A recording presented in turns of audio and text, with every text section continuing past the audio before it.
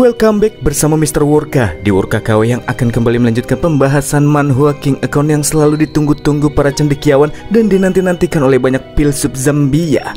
Apapun itu, tanpa berlama-lama lagi, inilah dia.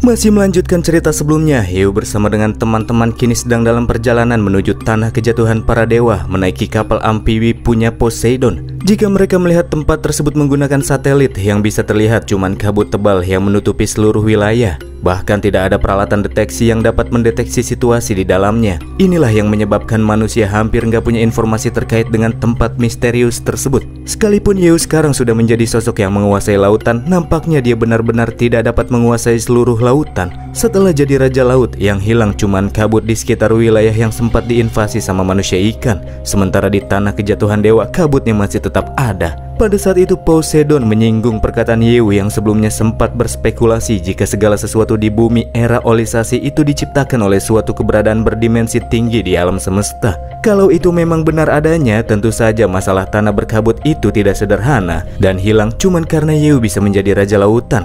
Bahkan Poseidon sendiri yang boleh dikatakan sebagai pencipta ekosistem bumi saja tidak dapat menganalisa keseluruhan dari masalah dataran misterius itu. Tak berselang lama para penumpang akhirnya bisa melihat kabut yang menutupi pandangan, menunjukkan jika tak lama lagi mereka akan segera tiba di lokasi tujuan. Semakin dekat mereka dengan kabut-kabut tebal, Nona Shulu mulai merasakan adanya bau-bau yang aneh dan itu berasal dari dalam kabut. Hyo cukup yakin kalau itu merupakan bau darah, tetapi telah sengaja diencerkan dengan menggunakan semacam kekuatan tertentu. Karena ada sesuatu yang gak beres dari dalam kabut, Hyo minta kepada semua penumpang untuk tetap memasang sikap waspada. Setelah semuanya mempersiapkan diri, akhirnya kapal amfibi pun masuk, menerobos ke dalam kabut yang menutupi pandangan. Tepat setelah mereka masuk ke dalamnya, Yin Huan dibuat cukup terkejut, meminta semua orang untuk segera melihat ke arah yang ia tunjuk. Taunya setelah Hyo dan teman tiba, mereka langsung dihadapkan dengan beberapa ekor great monster. Makhluk-makhluk raksasa yang selama ini cuma didengar oleh manusia itu sempat muncul di tanah kejatuhan para dewa, ternyata memang benar adanya.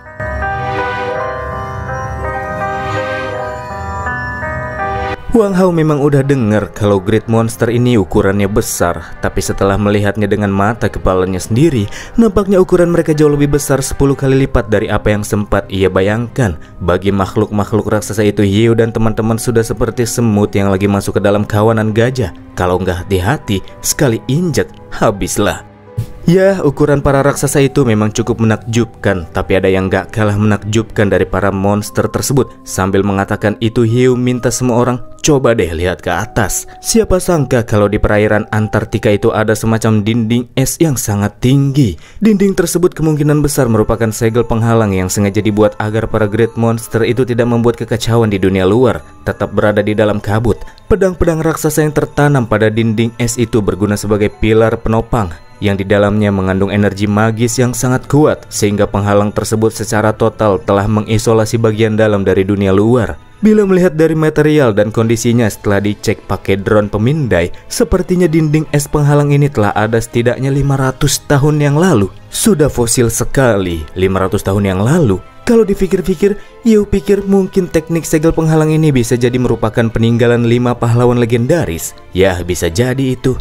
Karena memang ada info top tier yang mengatakan kalau satu persatu dari kelima pahlawan legendaris masuk ke tanah kejatuhan para dewa dengan tujuan untuk menyegel keberadaan berbahaya yang berasal dari dalamnya. Artinya, karena mereka nggak bisa ngalahin para great monster, pada akhirnya mereka nggak punya pilihan lain selain menyegelnya saja di sana. Dan berkat segel penghalang tersebutlah dunia bisa tetap bertahan sampai hari ini. Sambil menatap dinding es, Paman Xiao Chen jadi kepikiran Mu Wei. Orang tua satu itu kan bisa berpergian lintas dimensi dengan bebas. Segel dinding es seperti ini pun takkan bisa menghentikannya. Xiao Chen bertanya-tanya apakah Mu Wei juga ada di dalam sana kah? Untuk memecahkan masalah dataran berkabut, seseorang harus memecahkan misteri di dalamnya. Jadi pertanyaannya sekarang, gimana cara mereka untuk bisa masuk ke tanah kejatuhan dewa yang dibentengi oleh segel dinding es itu? Hyo tiba-tiba aktivasi Demonic Wings, terbang sambil ngajakin Poseidon buat memeriksa situasi di depan, sementara yang lain diminta untuk tetap menunggu di kapal. Setelah tiba tepat di depan dinding es tersebut, Yeo aktivasi akun mouse. Demi mencari celah yang bisa dilalui, Yeo mulai membaca struktur dari penghalang tersebut. Namun yang terjadi, tangan Yeo malah memantul dan kesetrum. Cekit, cekit. Sangat aneh, pikir Yeo. Mouse sendiri bisa menganalisis struktur suatu bangunan, bahkan yang teknologinya mutakhir pun bisa dianalisa. Tapi kenapa dinding es ini tidak bisa dipecahkan pakai kemampuannya ya? Yeo yang gak dapat informasi apapun kemudian nanya ke Poseidon yang juga lagi cari cara buat ngelewatin dinding penghalang tersebut. Pada awalnya Poseidon sempat punya ide buat ngelewatin dinding tersebut dengan memutarinya lewat dasar laut. Akan tetapi ternyata penghalang tersebut ada sampai ke dasar laut yang paling dalam. Jadi jalur yang ia pikirkan tak lagi bisa mereka gunakan. Sama aja kayak Yeo yang gak dapat apa-apa. Karena nggak bisa masuk dengan cara damai, gimana kalau pakai cara kekerasan aja, kata Poseidon. Dia yakin kalau pakai kekuatan Yeo sekali jos, pasti bakalan tercipta celah yang bisa mereka masukin. Yeo yakin itu bekerja, tapi kalau penghalang itu tidak sengaja hancur dan entitas di dalamnya lepas ke dunia luar sampai menyebar ke berbagai tempat, maka dampaknya akan sangat mengerikan dan semuanya malah jadi merepotkan. Ujung-ujungnya Yeo lagi. Dia pikir nggak capek apa Yeo gendong teman-temannya melulu. Berat cuy. Pas mereka berdua lagi ngobrol-ngobrol santai, di arah langit muncul dua pedang raksasa mengambang. Wang Hao yang melihatnya langsung teriak dari kapal, minta Yeo dan Poseidon hati-hati sama pedang raksasa yang muncul di atas kepala mereka. Pedangnya bergerak-gerak dan nampaknya memang sengaja nargetin keduanya. Dan benar saja, kedua pedang raksasa tersebut melesat ke permukaan di mana Yeo dan Pose berpijak. Namun keduanya bisa menghindar dengan gampang. Pose juga berkata kalau Wang Hao nggak usahlah teriak-teriak gitu. Serangan dadakan seperti itu sangat jelas dan begitu gampang buat dihindarin. Tiba-tiba Nona Shulu ikut berteriak, kalau cuma dua sih emang gampang, tapi gimana kalau lebih dari itu? Gelombang serangan lanjutan taunya sudah muncul. Ketika Yeo dan Pose menatap ke arah langit tempat jatuhnya pedang raksasa sebelumnya, bisa dilihat kali ini bukan cuma dua, tapi ada banyak sekali pedang raksasa yang memeriahkan langit dan siap buat nyerang para penyusup yang coba masuk ke dalam segel penghalang dinding es. Dengan cepat pedang raksasa yang dipenuhi kekuatan magis itu jatuh ke lokasi Yeo dan Pose berpijak, memaksa keduanya untuk pergi menjauh untuk melakukan evakuasi. Dan ketika posisi mereka telah jauh dari arah dinding segel penghalang tersebut, sekarang pedang raksasa pun berhenti. Dari situasi yang baru saja terjadi bisa disimpulkan kalau pedang raksasa tersebut merupakan semacam mekanisme pelindung yang dibuat untuk mencegah pihak luar masuk ke dalam tanah berkabut. Mekanisme yang seakan sengaja berusaha memberikan peringatan, jika kau mendekat lagi, maka aku akan membunuhmu tanpa ampun. Tak peduli sekalipun kau adalah orang yang tak bersalah. Semakin dipikir-pikir, Ketua Jin merasa semakin yakin kalau mereka memang tidak diharuskan untuk memecahkan penghalang tersebut dengan jalan kekerasan. Jadi mereka dipaksa untuk menggunakan cara lain, apapun itu, asalkan jangan pakai tinju. Terus kalau udah gini, gimana solusinya? Sambil menatap ke atas, Yeo meminta rekan-rekan untuk tidak merasa khawatir. Mereka juga kayaknya nggak perlu mikir keras lagi, karena ada seseorang yang bisa membantu mereka untuk mendapatkan jawabannya. Ngomong apa sih Yeo nih? Kata Paman Xiao Chen kebingungan. Dan ketika si paman melihat ke arah yang sedang Yeo tatap, barulah ia sadar maksud perkataan Yeo. Jika orang yang bisa membantu mereka masuk ke dalam dinding es penghalang itu adalah orang yang saat itu muncul dan berdiri di atas gagang salah satu pedang raksasa. Bisa merasakan kehadiranku, kau pasti sangat kuat ya. Pantas saja kau mampu menemukan tempat ini. Tapi maaf saja, tempat ini bukanlah area bermain yang bisa kalian datangi, kata orang yang lagi berdiri di atas pedang. Dia adalah seorang pak tua yang masih sangat gagah, memegang sebuah tongkat emas. Rambut coklatnya pudar karena dimakan usia, serta dilengkapi dengan armor emas dan putih tulang. Loh, kayaknya kenal. Kayaknya kenal. Siapa ya? Wang Hao marah-marah mengungkapkan jika kedatangan mereka ke sini adalah demi membebaskan tanah yang hilang ini, bukan buat main-main. Makanya dia tidak akan tunduk kepada si pak tua yang minta mereka buat pergi. Dasar kau bocah sombong. Kau seakan-akan seperti orang yang mampu melakukan sesuatu yang bahkan kami saja tidak bisa melakukannya. Jangan bercanda nak, kata si pak tua yang akhirnya kelihatan full bodinya. Dan terlihat yang pak tua itu pegang taunya bukan tongkat emas teman-teman, melainkan kuas emas besar. Seketika melihatnya Ketua Ji dan Paman Xiao Chen terkejut bukan main. Mereka mengingat di masa lalu pernah ada sosok yang memiliki kuas besar sebagai senjatanya. Dan cuma ada satu orang saja yang kayak gitu di dunia. Ya, dia adalah Mu Yu, salah satu dari 5 pahlawan legendaris. Yan Huan bertanya-tanya, bagaimana mungkin 5 pahlawan besar itu kan telah ada semenjak 500 tahun yang lalu. Jadi gimana caranya mereka bisa masih hidup? Apakah itu merupakan musuh yang melakukan penyamaran seperti yang sempat terjadi di Dungeon Fallen Angel sebelumnya? Kata Shulu. Bagi Ketua Aji, entah itu Muyu asli atau palsu, cuma ada satu cara yang paling ampuh untuk bisa mengetahuinya, yakni berantem. Ketua Ji ngeluarin pedang dari sarungnya, siap buat nusuk lawan dari depan, bisa, dari belakang juga bisa. Sebelum akhirnya Yeo minta Ketua Ji buat tenang, Yeo akan menangani masalah ini, apalagi Yeo punya sejarah dengan orang yang kini muncul di depan mereka. Ketua Ji sedikit terguncang pas Yeo bilang dia kenal sama salah satu pahlawan legendaris.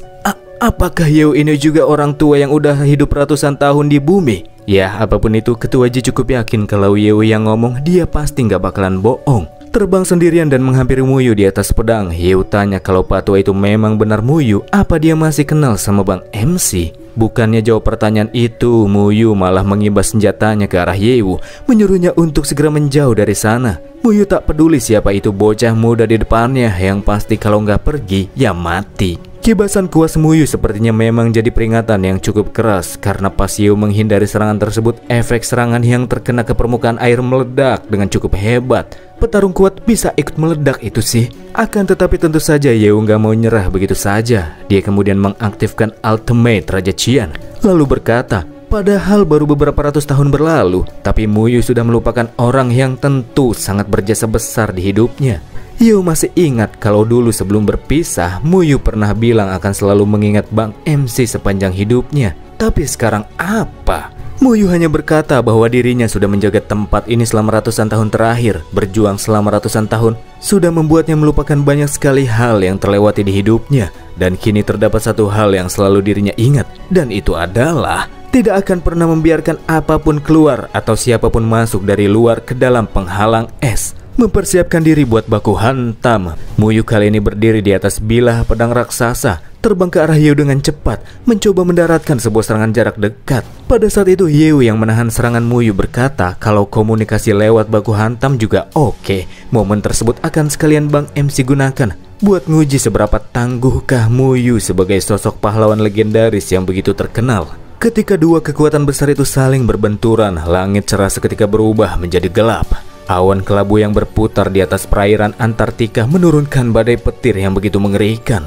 Laut juga ikut berguncang. Ombak besar tanpa arah mulai bermunculan. Pertarungan yang terjadi di antara kedua orang tersebut sudah menyebabkan alam menjadi kacau. Ngeri sih memang. Buat nenangin rekan-rekan Yeo yang agak parno, Pose berkata, nang-nang saja, selama ada di dalam kapal miliknya mereka bakalan tetap aman. Bencana alam semengerikan apapun itu nggak akan ngefek ke kapal amfibi yang materialnya pakai bahan dari luar bumi itu. Menyaksikan Muyu yang mampu melawan Hiu dengan seimbang, Pose sekarang tahu kalau pahlawan legendaris yang dilahirkan umat manusia memang patut diacungi konsolidasi. Maksudnya patut diacungi solidasi. Apa sih? Tapi kata Ketua Ji, kedua pihak sama sekali nggak seimbang. Sebab Hiu masih belum menggunakan seluruh kekuatannya.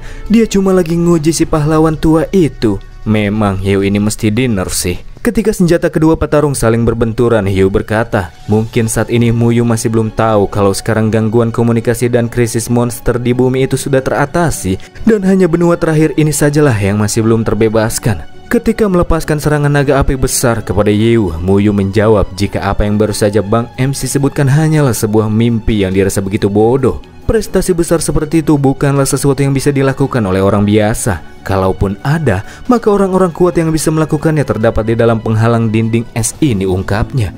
Sambil membelah serangan naga api Muyu dengan gampang. Dan dari perkataan Muyu barusan, Yeo jadi tahu kalau di dalam tanah kejatuhan dewa terdapat pahlawan lain yang masih hidup dan masih bertahan sampai titik ini. Ya, apapun itu, dalam pertarungan yang kini sedang berlangsung, Muyu tidak merasakan adanya niatan jahat dari lawan tarungnya. Namun karena hal ini menyangkut dengan hidup dan mati seluruh umat manusia di bumi, dia tidak akan membiarkan kesalahan kecil terjadi dan tetap meminta kepada Yeo untuk pergi. Terlebih kalau Muyu terus-terusan gelut seperti ini, segel penghalang yang sedang ia pertahankan akan mengendur. Aku merasa sangat bangga. Kau sudah bekerja keras untuk menjaga bumi dalam waktu yang sangat panjang. Aku benar-benar tidak salah karena sudah memilihmu menjadi suatu keputusan yang tepat bagiku untuk menyerahkan artefak Yuanchu kepadamu, kata Yeo. menyerahkan artefak Yuanchu kepada aku. Wait, di tengah pertarungan Muyu tiba-tiba terdiam, kepalanya mulai pusing. Sebelum akhirnya semua kenangan masa kecil saat-saat dimana dia pernah bersama dengan Yeu kembali muncul dalam benaknya. Walaupun kejadian pertemuan di antara dirinya dengan Yeu itu berlangsung tak lama, namun karena beberapa kalimat yang baru saja Yeu sebutkan, itu telah membangkitkan kembali memori lamanya. Pak tua yang sebelumnya terus menunjukkan wajah muram seketika berubah menjadi pria tua yang sangat ceria. Dia benar-benar nggak nyangka, walaupun harus menghabiskan banyak sekali waktu yang terlewati, Yeu benar-benar menepati janjinya. Janji di mana mereka berdua akan kembali bertemu. Dan sejak saat itulah keduanya bisa ngobrol dengan benar.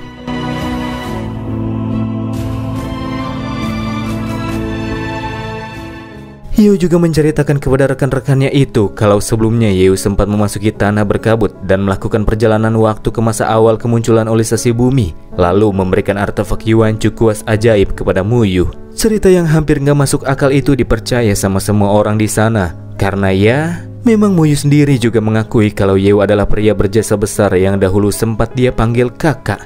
Hal-hal yang tampaknya mustahil seringkali paling mendekati kebenaran. Muyu yang gak banyak tanya lihat Yeu yang masih sama seperti dulu dan gak tambah tua kayak dia. Itu karena Muyu sudah melihat banyak hal-hal yang aneh selama hidupnya, sama seperti apa yang terjadi di zona ketiga alias tanah kejatuhan dewa ini. Yeu mengungkapkan kalau sebelumnya dia telah berspekulasi bahwa ada semacam artefak super dimensi di zona Antartika ini, dan itulah penyebab dari terjadinya olisasi bumi.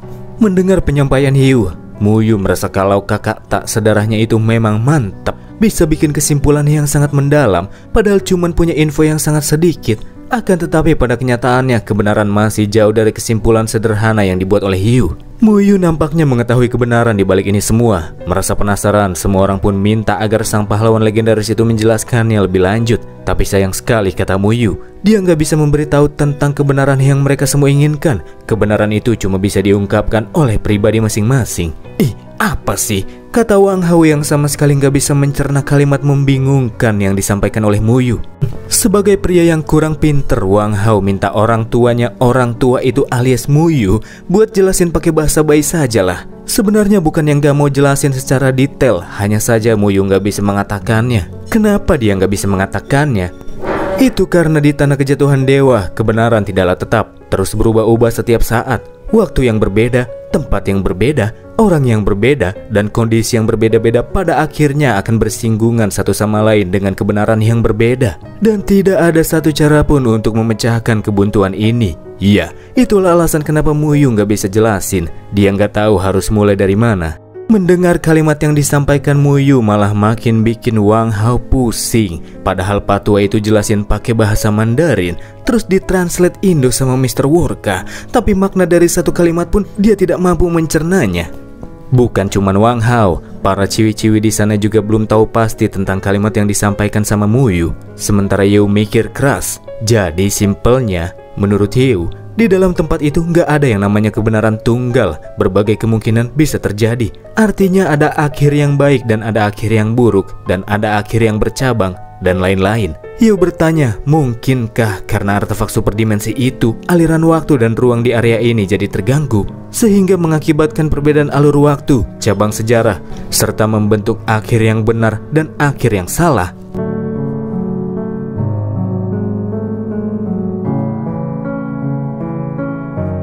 Persahabatan yang telah terjalin selama 500 tahun membangkitkan kenangan yang telah lama terpendam. Tetapi kebenaran menjadi lebih membingungkan. Lalu, rahasia apakah yang disembunyikan artefak superdimensi itu? Episode selanjutnya, perpisahan.